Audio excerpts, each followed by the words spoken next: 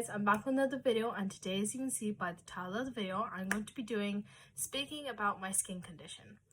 So let's get into it. So as per usual, I have wrote things down on my laptop that I want to talk about, or things that I might forget to talk about during this. So this will be put in a few clips just in case I muck up, because sometimes I do stutter and have to start again, and I don't want to do this 3-page thing because I know that I will slip up at some point. So I'm going to do in basically kind of like the paragraphs that I've already done. So I started it off by saying, "Hello, I'm doing this speech to tell you all about my condition called chronic urticaria. Some people call it urticaria or something, but I'm saying urticaria. I watched the Dolan Twins video, and Ethan was talking about his struggle with acne. And I have never really struggled with acne, really. I've had like a few little tiny breakouts, but I've never been like suffering from it. But I was suffering from this condition for months and months. And I've always wanted to talk about my skin condition because I know that it's very rare. And the reason why I didn't do this earlier is because I thought that I'd be like treated differently. Because I'm like very scared to like open up about myself, especially like online to anyone, anybody could see this. So I really wanted to make sure that this was something that I wanted to talk about on a very public platform. And after thinking about it for a while, I thought to talk about it, since it's very rare, and I have percentages that even when I looked it up, I was very shocked that I even got this condition. But that's why I want to talk about it, because it's very rare and I got it, so why not talk about it? Now let me talk about urticaria and the difference between urticaria and chronic urticaria, because obviously people who don't know what chronic urticaria doesn't know what urticaria is, so they're like, this is probably the same thing, but it's not. And so I'll tell you the basics of what you get on leaflets and websites of statistics. Such a difficult word.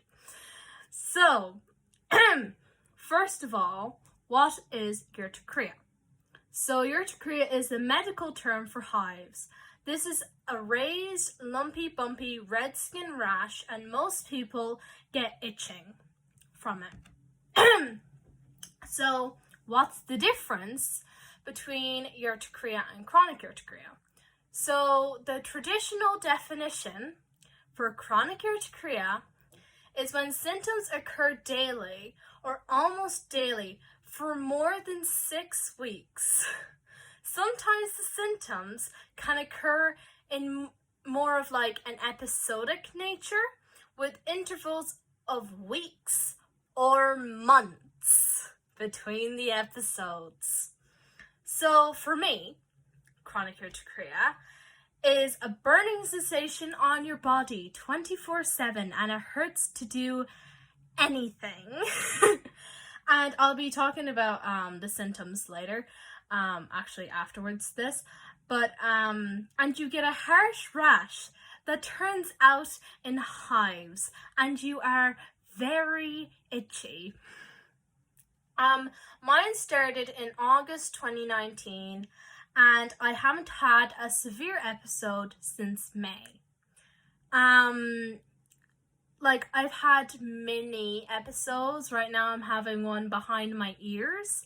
And for anybody watching this that might have chronic urticaria, I found what works for me is hydrocortisone cream and Piriton tablets, because when I went to my doctor first, I was given one medicine, Telefast and all these different things for allergies, And one day me and my mom were like, why don't we just put the cream and the tablet together? Because like it couldn't get any worse at that point. Like it was so bad. At the end of this, of all of my speech, I'm going to put up a few pictures of my urticaria. So if you don't want to see that, you know, you can go off after my speech. I'll give you a warning anyway. But yeah, it is pretty bad, and I didn't think that it'd ever stop because like when I went out to Britain's Got Talent, it actually got so bad, and since I didn't have like a medical card or whatever over there, I couldn't go to the doctors or anything, and it wasn't that severe, and I already knew what it was. So we had to get E45, not Sudocrem, because Sudocrem's way better, but we had to get E45 and put it all over my body, and it was just like so bad because my body was so sticky going into the audition, and I had all urticaria down my arms and everything. It was horrible. So causes of urticaria and chronic urticaria are food allergies, both good and bad stress. So bad stress is like work pressures, illnesses, you know, etc. And good stress is like traveling. Other causes of urticaria and chronic urticaria is pressure, friction on the skin, heat, exercise, insect bites, hormonal function, infection, and sometimes medication that you might be taking. And when I was reading the leaflet when I was diagnosed, it said ibuprofen, and I've been allergic to that since I can remember. Like I get little bumps on my head. I was like, oh my god, you know, like it was like so coincidental. And some have no particular trigger and can appear out of the blue. And as of yet, I don't know my cause, but the causes listed above make my chronic urticaria sometimes worse or make it start an episode, particularly exercise. And I wasn't saying it to get out of gym class, although sometimes I did. But really, when I would run, I get urticaria all on my thighs, and it would really hurt when I got home. I would really try, but it was just so sore. So how common is chronic urticaria? Well, urticaria is a common skin condition and can affect about 1 in 5 people at some stage of their lives. But chronic urticaria is less common, and it affects about 0.5 to 1% of the entire population of the world. So I'm part of that 1%. Is it life-threatening? No. Thank God. So when do symptoms of chronic urticaria go away completely? Well, about 50% of people's symptoms go away completely within a year. And another quarter is 1 to 5 years. But as of yet, unfortunately, scientists don't know yet when symptoms go away. Some misconceptions about chronic urticaria is that it's not due to like a dog allergy, or like you might get the same effect, but it's not due to an allergy that you already have. It isn't contagious, because a lot of people ask me, was it contagious? And it's not. And it isn't hereditary. So that's a little fun fact. Having been through this experience, I've noticed changes to my body. And I'm going to talk about one in detail, and you'll understand why after the story. But my stomach bloated up so much due to the condition. And I've had problems with my body before, being overweight when I was younger. I have actually talked about it in one video, so I will link it down below. And so when I noticed that I was starting to swell, it did not go well with me at first, because I didn't want to go back to the days where like I was overweight and being treated so unfairly purely because I had a bit of weight on me and I was only like 12, so you know. But there was this one person beforehand, and they pointed out that I was fat, and they were close to me, and I continued to be close to them anyway, because, you know, in the end it was kind of good to tell me, but bad in a way, you know what I mean? And when this happened, even though I'm not fat, but this person that I was just talking about thought as soon as I gained weight and didn't look scarily thin, to comment on it. And I have another long speech about body image, so if you want to hear about that, comment it down below and I will speak about it next month. But I had someone tell me that I might want to think of losing all the weight that I've gained over this quarantine. They were the one person who I told all the, you know, words that really got to me, you know, fat shaming. And they're simply disgusting words, and they said them to me right in my face. I mean, ever since that happened, I obviously cut ties with them, you know, but still.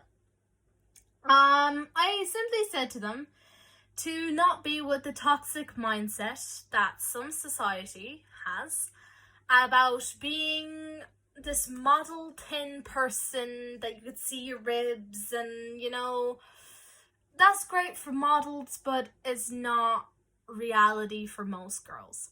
And right now, I am loving Instagram because there's so many, I don't know why, but on my one anyway, there's so much body positivity now, and like, you know, showing their stretch marks, which is more realistic. Instead of like hiding all your stretch marks and being like model 10, it's actually good for them to show, you know, body positivity. I felt it more on Instagram, for me at least. But I told them to not be in a toxic mindset, basically. Because when I was super skinny, I was in a very toxic mindset.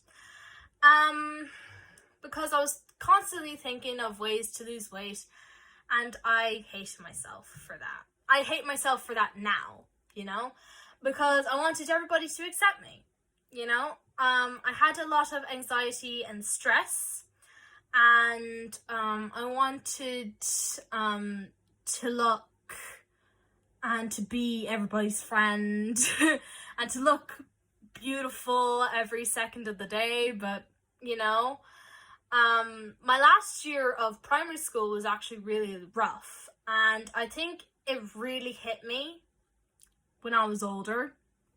Like, not much older. I was like 13 when it hit me, like, in a negative light, because the incidents that happened made me so much more like begging for somebody's attention, in the way that I wanted somebody to like me. Because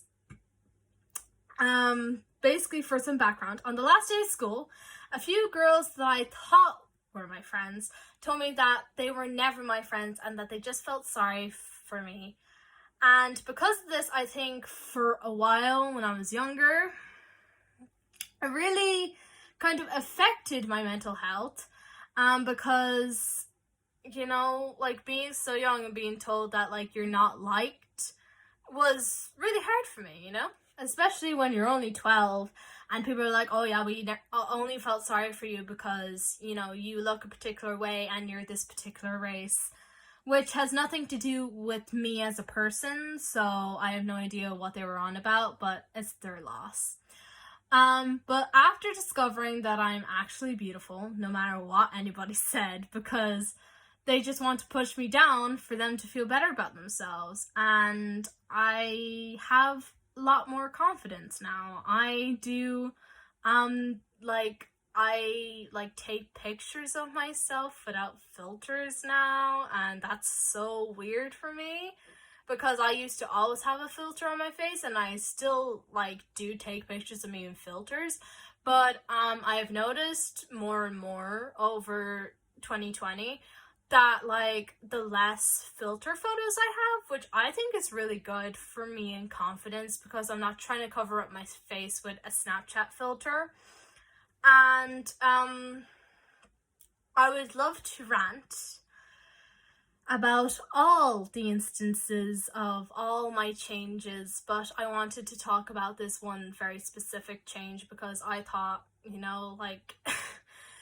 even though I've gone through so much already, that the burning and the rash, and then somebody has the audacity to come in and be like, oh, well, you might want to think of losing weight, even though that they knew that when I was actually 7.5 stone, I was not in a good mental state.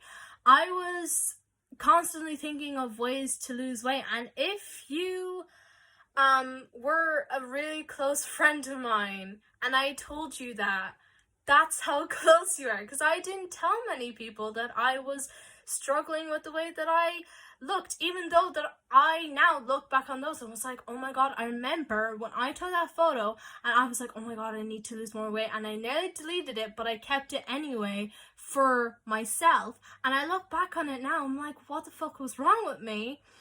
Sorry for my language, but I was skinny and I was in such a toxic mindset because people were putting me in that mindset who were really toxic. And since then, obviously, I've got rid of them in my life and have got so much more positive. But, I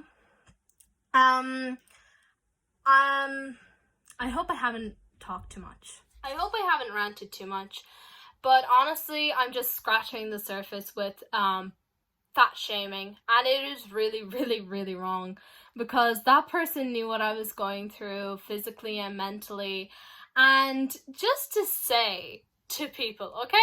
Just because someone gains a few pounds, a stone, whatever size they are, does not change the person that you know. Just because of the pigmentation of their skin does not change who you already know. I don't know why people are being so rude and mean just because of pigmentation of your skin, or because you have a bit of a stomach.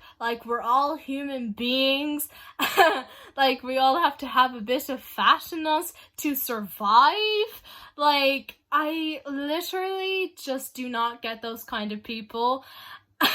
Because it's just talking about racism, I talked about racism last month, and it was really hard to talk about that. I had to take some of those takes so many times because I started crying, because having gone through racism and still going through it is really harsh. It really is really hard to go through something that you can't even control. Being treated differently just because of your weight, or because of your pigmentation, or the way you look, or the way you dress, is totally inappropriate. I have so many speeches, and I just can't wait for next month to speak again, because I love ranting about these things, and I'm sorry if you don't like it, but I think that talking about these things will bring light to them. Even if I only have 500 subscribers, so what? I don't care. I want to talk about it. And if you're going to be down in the comments section and commenting all that negative stuff, just don't, because I'll delete it anyway. So there's no point wasting your breath. And having finished on that lovely note, I hope you've learned something about chronic urticaria and what it's like to go through it. Although I haven't talked about much about going through it, I will in the future. But right now I'm just going to talk about that one situation that happened. And if you like this, I will do a part 2. And, yeah. So that's it for today, guys. I really hope you enjoyed this video. And if you did, please give it a big thumbs up and comment down below any other speeches you want me to make. Honestly, or any songs you want me to sing. Whatever you want, just comment it down below. But if there's anything negative, as I said a few seconds ago, just don't comment it, please. Just really don't. If you're new, please subscribe and turn on those bell notifications, so every time I upload you will get a notification, and once a month you will get a notification for a speech that I'm doing. And thank you for the last one that I done, because I got over 100 views for that one, and it's very uncommon because usually I get like 50, but I got 123 I think on my racism video the last time I checked. And I really want to thank you for that, because it shows that many people are interested in what I have to say, and that's why I'm doing this one. And if you would like for me to talk about stuff again, just comment it down below, or just like it to let me know. But that's it for today, and I will see you in the next one.